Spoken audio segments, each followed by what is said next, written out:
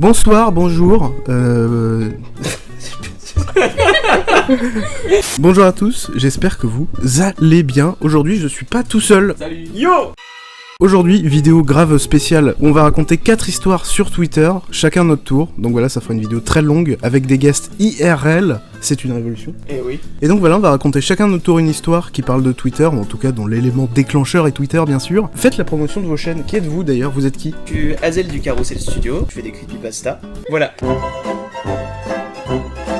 Moi je suis Mod Noises et sur ma chaîne je fais principalement des creepypasta et des histoires sur les yokai. Voilà. Moi c'est Lorenzo, je m'incruste sur les chaînes de tout le monde, j'apparais souvent sur sa chaîne. Vous l'aurez compris, ce n'est pas du tout un vidéaste, voilà, c'est une personne... Un cafard. Et donc voilà, mesdames et messieurs, on va pouvoir commencer les petites histoires, du coup c'est parti pour la première.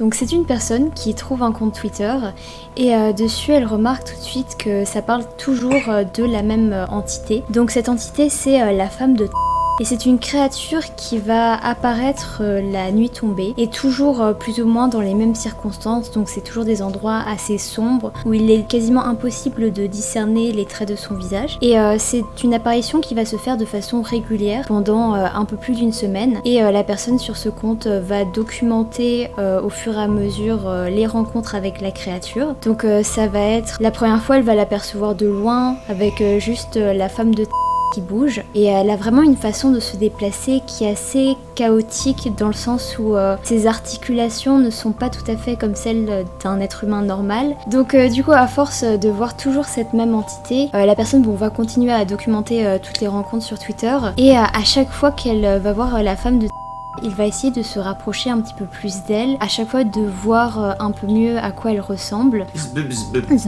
Du coup il y a toujours une certaine appréhension par rapport au fait de voir le visage de cette entité, mais il va quand même essayer de s'en rapprocher. Et au final, dans les derniers messages qu'il a postés, il a publié une photo assez floue de la créature, mais on peut voir une sorte de silhouette assez sombre apparaître dans un coin de la photo. Et ensuite un croquis fait assez rapidement. On voit juste une sorte de femme assez mince, plutôt petite, avec des yeux très très écartés. Donc ce qui est assez étonnant, c'est que la personne semblait... ça semble pas être un compte créé juste pour cette histoire, parce que la personne était active avant. Mais après les derniers messages avec la photo et le dessin, il n'y a eu plus aucun tweet sur le compte. Donc la personne a totalement cessé son activité. Alors cette histoire, c'est l'histoire d'un mec, on va l'appeler Jordan, qui découvre un compte Twitter qui s'appelle Beautiful Persons. Sur ce compte, on trouve des photos de différentes personnes avec des descriptions, donc leur nom, leur prénom et parfois même quelques activités qu'ils aiment, en mode salut, je m'appelle Chloé, je fais de l'aquaponie. Et donc en fait, ce compte s'amusait à taguer les personnes en question en fait qui étaient sur les photos. Les propriétaires des comptes qui étaient identifiés remarquaient du coup qu'ils étaient identifiés sur un compte qu'ils connaissaient pas du tout. Puis ils réagissaient en commentaire directement en mode mais qu'est-ce que je fous là? Et puis ils venaient poser des questions dans les commentaires, sauf que le compte ne leur répondait jamais. Mais en fait, s'ils étaient aussi inquiets, c'est parce que dans les dernières lignes du tweet, il y avait écrit: c'est vraiment dommage parce que demain, je mourrai de... Puis là, il y avait une mort différente pour chaque personne. Pour le cas de Chloé, par exemple, qui faisait de l'aquaponie, en fait, elle mourait simplement en rentrant chez elle, donc elle se faisait égorger dans la rue. Et donc la Chloé, elle était pas bien parce que dans les commentaires, elle a mis qu'elle allait appeler la police. Quelques jours plus tard, Jordan est allé sur le compte de Chloé et s'est rendu compte qu'il avait été supprimé. Le post en question, par contre, était toujours là. Le temps passait, puis il y avait d'autres photos qui arrivaient sur le compte, des photos de nouvelles personnes avec des nouvelles morts, et en fait Jordan a commencé à se pencher d'un peu plus près sur ce compte quand il s'est rendu compte qu'il y avait une photo de son ami dessus. Il avait écrit que son ami était mort dans son canapé, et du coup super inquiet, il a appelé son pote et puis il lui a dit ouais tu vas bien et tout. Son pote allait parfaitement bien et il avait pas du tout vu il fait un vieux mouvement de tête comme ça et donc son pote allait parfaitement bien et il avait pas du tout entendu parler de ce compte puisqu'il avait pas checké ses notifs Twitter depuis super longtemps, et donc en retournant il avait vu qu'il était effectivement identifié sur le compte. Alors il a tenté d'entrer en contact avec le propriétaire du compte, avec le compte, il a envoyé un message privé et il n'y a pas eu de réponse. Dans l'après-midi même, Jordan rappelle son pote, il tombe directement sur le répondeur. Et puis, même destin pour Chloé, le compte de son pote a aussi été supprimé. Quelques temps plus tard, il a eu la nouvelle que son pote était décédé. Il avait été retrouvé la gorge tranchée sur son canapé. C'était les mêmes circonstances de mort qui avaient été écrites dans le post. Et fait assez creepy aussi, toutes les photos du compte Beautiful Persons avaient été prises à leur insu. Donc c'était des photos qui avaient été prises à la volée comme ça dans la rue pendant que les personnes marchaient. Donc on les voyait en train de marcher ou même sur leur téléphone. Donc ce qui est horrible en fait là-dedans, c'est que le propriétaire du compte voyait ces personnes dans la vraie vie qui devaient habiter pas très loin ou qui se déplaçaient directement pour les prendre en photo. Il connaissait leur nom, leur adresse et des informations personnelles sur eux comme leur hobby qu'on pouvait voir dans le post du coup. Et en fait un peu plus tard, Jordan a vu sa propre photo sur le compte. Donc il s'est mis à écrire des threads où il expliquait qu'il avait vraiment peur et qu'il se sentait observé. Il y a carrément une enquête de police qui a été lancée, sauf que le compte Twitter, il y avait aucune info dessus, aucune adresse mail, aucun moyen de contact en fait. Et ils ont essayé de localiser le gars, sauf qu'il était très très bien protégé. Et en fait Jordan, depuis la mort de son pote, il vit dans la peur constante de se faire tuer en pleine rue ou d'être enlevé. Et donc là, à partir de là, sa vie devient un enfer. Il sort plus de chez lui, il parle à personne surtout, il fait confiance à personne. Il essaye de regarder dans ses derniers messages avec les gens s'il a eu des problèmes avec quelqu'un, parce que en fait les circonstances de sa propre mort étaient qu'il mourrait noyé. Jordan ne sait pas nager. Il y a un lac non loin de chez lui et du coup par tous les moyens il essaie de ne pas s'approcher de ce lac, même pour rentrer du lycée parce que Jordan était un lycéen. Il prend un chemin qu'il ne prenait pas avant pour ne pas se retrouver à côté de ce lac. Pourtant quelques jours plus tard, comme les autres personnes, le compte de Jordan est supprimé et depuis on n'a plus aucune nouvelle de lui. Alors mon histoire, c'est un mec de 18 piges, il est mort, il s'est fait torturer, et je vais vous expliquer justement pourquoi. En gros, il y a tout simplement une famille, très soudée, mais un peu sanguine. Du coup, un jour, il y a un gars qui a touché au plus petit de cette famille sanguine, et du coup, cette famille, après avoir appris ça, veulent retrouver le gars pour le venger, quoi. Ils vont chercher sur Twitter, et ils tombent sur un gars qui avait le même nom. Du coup, ils connaissent le nom de la personne, mais pas sa tête, ils savent pas comment il est physiquement. Du coup, ils essayent de le retrouver, et c'était un peu le compte privé de ce gars. En gros, il y avait son adresse, son numéro de portable, tout. Du coup, il reçoit des insultes, des messages, des menaces de mort, comme quoi ils vont le choper et ils vont venger le gars. Il leur répond, mais c'est pas moi, vous me confondez, et la famille bornée, elle l'écoute pas. Elle lui dit clairement, arrête de te défiler, on va te retrouver. Et du coup, un soir, ils arrivent chez lui et ils ont défoncé sa maison, forcé la porte, et ils l'ont attaché, tabassé, torturé. Ça a duré des heures, le mec a souffert très longtemps. Ils ont fini par le tuer. La morale de cette histoire, c'est clairement, le mec est mort pour rien, il a rien demandé à personne, il avait juste le même nom que cette personne. Je vais vous parler de Dear David. Vous l'avez sûrement déjà entendu sur la chaîne de Squeezos, qui en avait déjà parlé il y a quelques années, et vu que ça commence à être un petit peu tombé aux oubliettes et tout, je me suis dit que ça pouvait être cool d'en reparler parce que j'aime bien cette histoire. Non mais, moi, elle est comme ça, et genre, ça faisait plus belle derrière en mode...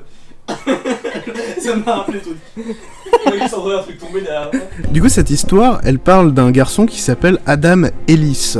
Et ce jeune homme vit dans un appartement dans une ville dont j'ai oublié le nom. Et en gros, ce pauvre Adam, il lui arrive quelque chose dans ses rêves où il y a un enfant qui apparaît toujours dans ses rêves, très souvent, voilà. En gros, dans ses rêves, le gamin qui s'appelle David, on verra ça après, il est sur le... En fait, il rêve qu'il est dans sa chambre en train de dormir et qu'il y a un gamin qui est sur la chaise au bout de son lit, en fait. Et pendant plusieurs rêves, pendant plusieurs nuits, c'est ce qui lui arrive, en fait. Il voit ce gamin qui a rien à foutre là. Et le gamin, il dit rien, il tourne juste sa tête vers lui et après, par peur, il se réveille.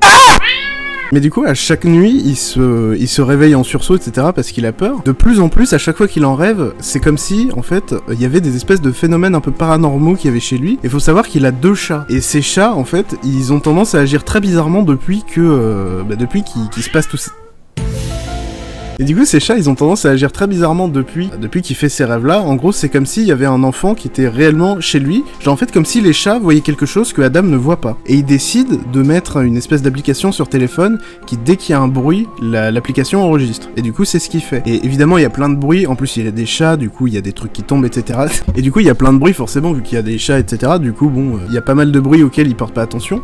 Mais il y a quelques bruits qui retiennent son attention. C'est des espèces de bruits un petit peu électriques. Il se dit, ça n'a absolument rien à foutre là, vu qu'il a pas de télé, ni de console, ni rien, il a pas trop d'appareils électroniques dans sa chambre, ça l'interpelle un petit peu, quoi. Et un jour, le rêve était différent, il était dans une bibliothèque, et il croise justement la bibliothécaire, qui lui dit que justement, ce gamin s'appelle David, et que il faut pas lui poser 3 questions, parce que sinon il s'énerve. Tu peux lui poser 2 questions, mais pas 3. Et du coup, Adam, il est un peu en mode, mais qu'est-ce que c'est? Pourquoi elle me dit ça? Comment elle le connaît? Qu'est-ce qui s'est passé? Et en gros, elle lui explique que c'est un gamin qui est décédé dans cette bibliothèque, justement, où il y a une étagère qui lui est tombée dessus, et il est mort. Ce qui est sacrément triste, voilà. Et puis du coup, coup, elle lui explique qu'il faut pas lui poser 3 questions, sinon il s'énerve. Et du coup, Adam, il prend cette information, voilà, puis il se réveille. Et les nuits suivantes, il rêve de David qui est sur le pied de son lit. Il décide de lui poser une question, ça lui vient naturellement, il lui fait comment tu t'appelles du coup. Même s'il sait concrètement comment il s'appelle, mais voilà. Et du coup, David lui répond qu'il s'appelle David. Et la deuxième question, elle lui demande qu'est-ce que tu fais là, pourquoi t'es ici? Et David lui répond tout simplement qu'il est chez lui, ce qui est très bizarre et qui lui fait peur. Et là, l'erreur fatale, Adam lui pose cette troisième question, comment est-ce que tu es mort? Et là, dire David, il fronce les sourcils et il disparaît. Et là, Adam, il se réveille et il a envie littéralement de gerbax, mais comme Jaja. Toutes ces nuits passent et à chaque fois, il rêve plus de David pendant des mois pour le coup. Parce qu'il se dit, putain, je les vénère et tout, et il trouve ça super bizarre qu'il ait plus jamais rêvé de lui en fait. Et un jour, genre 2 mois après, il rêve de David, mais là, ils sont dans un espèce de bâtiment abandonné, et il croise justement David, et pour le coup, il a pas peur de lui du tout, et David le prend simplement par le poignet et l'emmène avec lui. Et il passe d'un bâtiment un petit peu abandonné, un petit peu délabré, à la bibliothèque dans laquelle il serait décédé justement. Et David l'amène dans cette bibliothèque et lui explique un petit peu toute l'histoire. Et il lui dit que c'est comme ça qu'il a perdu un morceau du visage. Oui, parce que David, il lui manque un morceau de tête, ce qui le rend un petit peu particulier, quoi. Et du coup, voilà, il fait ce rêve pour le coup, c'était pas un rêve qui a fait peur, il m'a même dit qu'il se sentait bien dans ce rêve en fait. Et quand il s'est réveillé, il se sentait très bien et très apaisé aussi. Comme s'il avait pu poser les choses avec cette entité en quelque sorte. Pendant plusieurs mois, il rêve plus du tout de lui, il a plus de nouvelles, sauf que les phénomènes paranormaux continuent, mais il rêve plus du tout de David. Comme si le fait qu'il lui ait posé 3 questions l'avait fait passer dans le monde réel en quelque sorte. Et surtout, il entend plein de bruits, ses chats font des trucs encore plus bizarres, et un jour, il se réveille, et il voit littéralement un gamin au pied de son lit. Et du coup, il se dit, putain, je suis en train de rêver ou je suis réveillé? Dans le réflexe, il prend son téléphone et il prend une photo. Et après avoir pris la photo, il se réveille. Du coup, là, il se dit, c'est bon, c'était un rêve, tout va bien. Sauf que, il a quand même le réflexe de regarder dans son téléphone si la photo a pas été prise ou quoi que ce soit, et voilà. Et du coup, il regarde dans son téléphone, et il y a cette photo. Et après ça, il a plus jamais eu de nouvelles de Dear David, il a plus jamais rêvé de lui, il y a plus eu de phénomène paranormal, il a même déménagé après je crois parce que ça en était trop en fait, hein, il a flippé sa race. Et puis voilà, c'est comme ça que se termine cette histoire, et aujourd'hui Adam vit sa meilleure vie comme on dit. Et donc voilà, mesdames et messieurs, j'espère que ces 4 histoires vous ont plu.